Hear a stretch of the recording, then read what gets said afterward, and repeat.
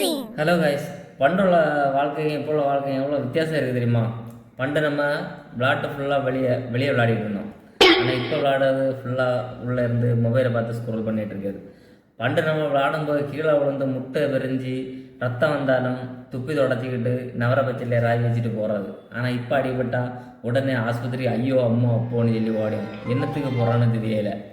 அப்புறம் என்னென்னா வீட்டோட கூப்பிடுவாங்க, நேரம் வாருங்கன்னு. நம்ம என்ன சொல்லுவோம், ஒரு 5 நிமிஷம் 10 நிமிஷம் விளையாடிட்டு வரோன்னு சொல்லி போகிறது. என்ன ஒன்று முக்கியமாக என்னென்னா, பண்டு நம்ம வெளியே போய் விளையாடி சுற்றி விளையாடிட்டு இருக்கோம். இப்போ கதை என்னென்னா ஃபுல்லாக மொபைலை வச்சுக்கிட்டு ஒரு ரூமுக்குள்ளே அடைஞ்சி ஸ்க்ரோல் பண்ணிக்கிட்டே கிடைக்கும்.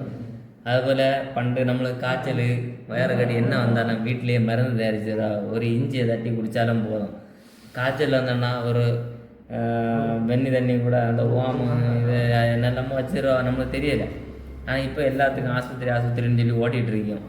அப்புறம் முக்கியமாக என்னென்னா எல்லோரும் ஒரு ரூமுக்குள்ளே அடைஞ்சிட்டோம். இப்போ வெளியே அவுட்டோர் கேமே இல்லை.